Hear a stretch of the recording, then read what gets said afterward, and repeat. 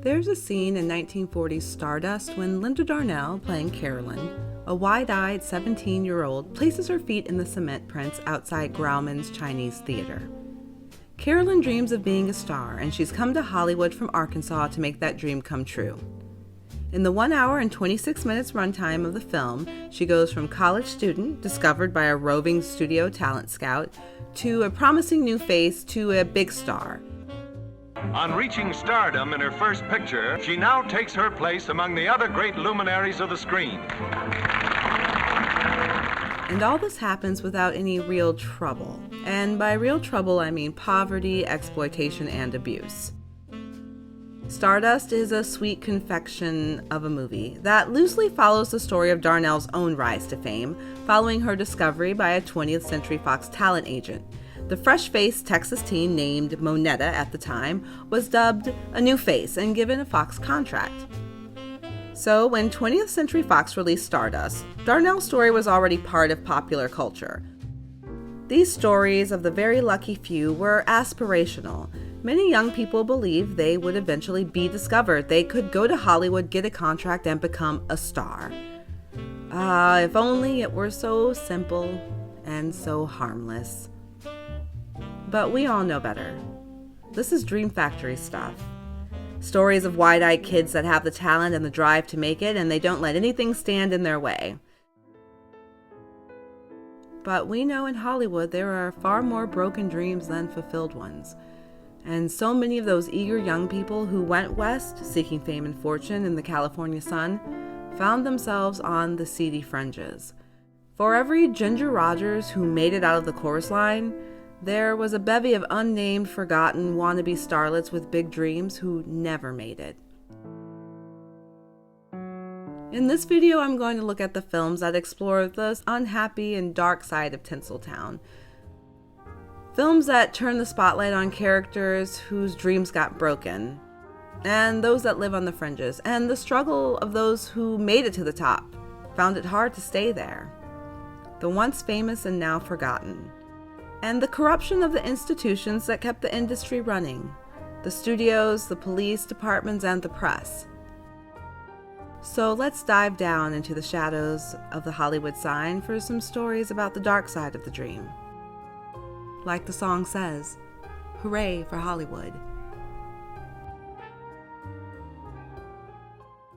Elvira, this is Mr. Dodd who can give you a contract. Now swing it, child.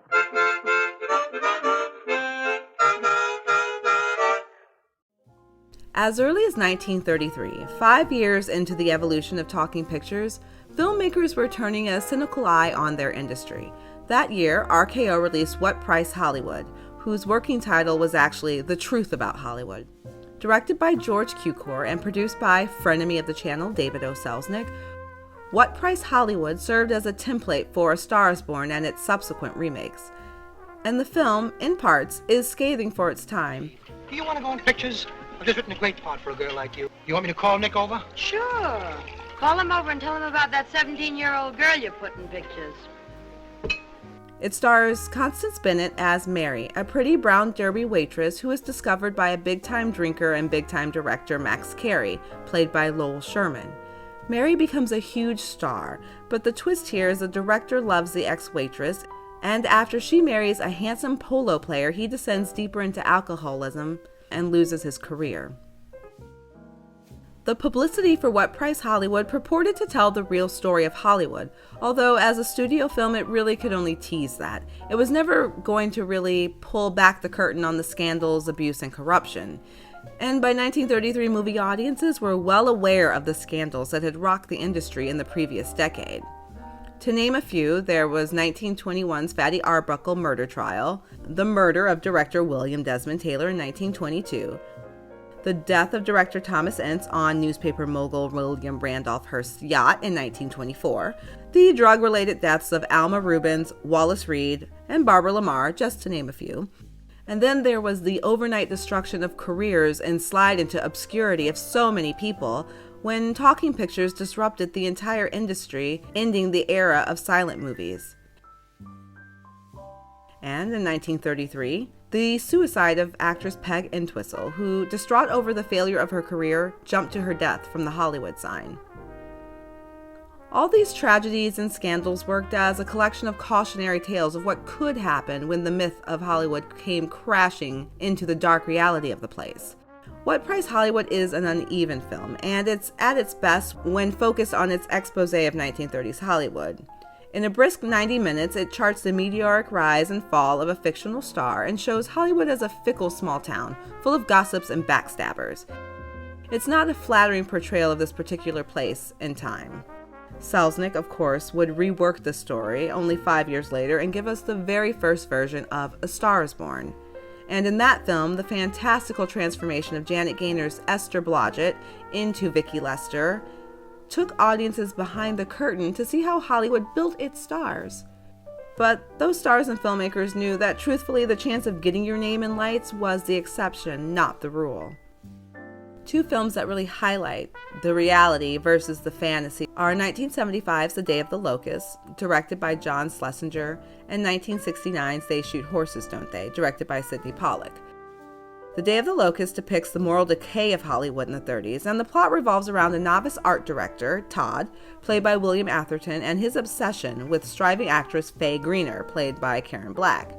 Faye works occasionally as an extra and, of course, dreams of being a big star, but she's selfish and manipulative and delusional and lives out her daily life as if it's some sort of film scenario in the making. She and Todd live at the San Bernardino Arms, a rundown apartment complex far away from the glitz and glamour of Beverly Hills. The San Bernardino Arms, aka the San Berdu, houses a bunch of people who exist on the fringes. The creepy wannabe child star and the pushy stage mother, You're supposed to cry to me. You want me to teach you how to cry? You want me to teach you how to cry? Faye, and her drunken ex-vaudevillian father, who goes door to door doing magic tricks and selling medicinal tonics. The mean-spirited Abe, who gambles, brawls, and enjoys cockfighting. I'll admit, the movie is chaotic. It's filled with grotesque characters and a shockingly wild, nightmarish, and absurdist ending. It definitely won't be everyone's cup of tea. But it does take viewers down to the seedy side of town, to places where the extras and wannabes dwell in grimy desperation, and turns its harsh eye onto the spectator and their complicity in creating such a place that runs people down and takes pleasure in watching that happen. Keeping things bleak, another pessimistic film on the disappointment of the Hollywood dream is 1969's They Shoot Horses, Don't They?, starring Jane Fonda, Michael Sarrazin, and Gig Young in an Oscar-winning role, and set during a Depression-era marathon dance contest on the Santa Monica Pier. This is a nightmare. Fonda plays Gloria Beatty, a hard-luck and hard-boiled woman who partners with Sarrazin's young and naive Robert for a chance to win $1,500 in a brutal dance marathon. Why California? You don't freeze while you're starving. There's the movies. I've done 4 atmosphere bits since I've been here. I'd have done more, but I can't get into central casting. They got it all sewed up. Gloria wants to be an actress and Robert a movie director. They are joined by a group of other desperate characters, including Alice LeBlanc and Joel Gerard, who also want to be movie stars. And they think the dance marathon offers them a surefire way to be discovered. And this movie is filled with references to movies and stars, studios, directors, and contracts. And we know, watching these characters, that it's all so very far out of reach for them.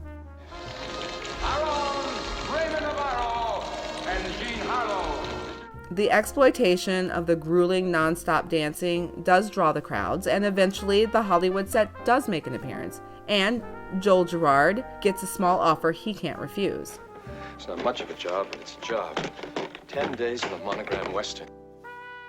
Alice cracks up, and Robert comes to accept Gloria's persistent dark conclusion about the truths of life. And Gloria, she just gets off the proverbial merry-go-round. The entire film takes place inside the marathon hall with its fakery and fronting. Critic Lisa Schwartzbaum called the film an unshakable, harrowing drama of end-of-the-rope desperation and dehumanization. And that is entirely accurate. It's a spectacle of misery for the benefit of the audience paying 2 bits a seat. And what the contestants don't realize is that the fix is in, and no one really ever wins. Similarly, 1997's LA Confidential, while operating on one level as a neo-noir crime drama, also serves as a Hollywood movie and looks at characters that are Hollywood adjacent but find that success is still just out of reach, and they fall prey to more powerful people with dark agendas. In that film, young women are given plastic surgery to look like Hollywood's biggest stars: Rita Hayworth, Veronica Lake, and Lana Turner. She is Lana Turner. And put to work as high-end call girls in order to fulfill the fantasies that rich and powerful men have of these women. And there's a small subplot revolving around a minor character named Matt Reynolds, whose story is seedy and unpleasant and tragic. Matt begins the film as a minor actor working as a contract player for MGM, and he's set up by a gossip magazine and a corrupt cop to be busted with pot. And months later, in order to earn some money, he agrees to seduce the LA district attorney for another setup organized by the gossip magazine. It goes sideways and he ends up murdered.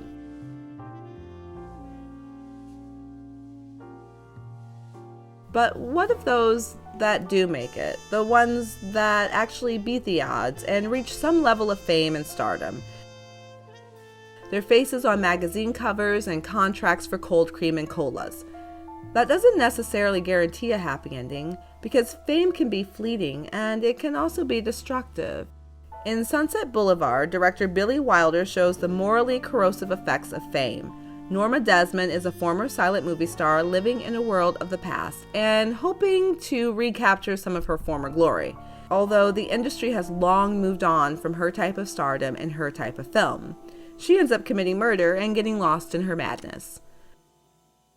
Norman Maine, from A Star is Born, watches as his wife's fame eclipses his own, and he descends into alcoholism and self-pity. He ends up walking into the ocean. In Whatever Happened to Baby Jane, Jane and Blanche Hudson were sisters who both experienced Hollywood fame.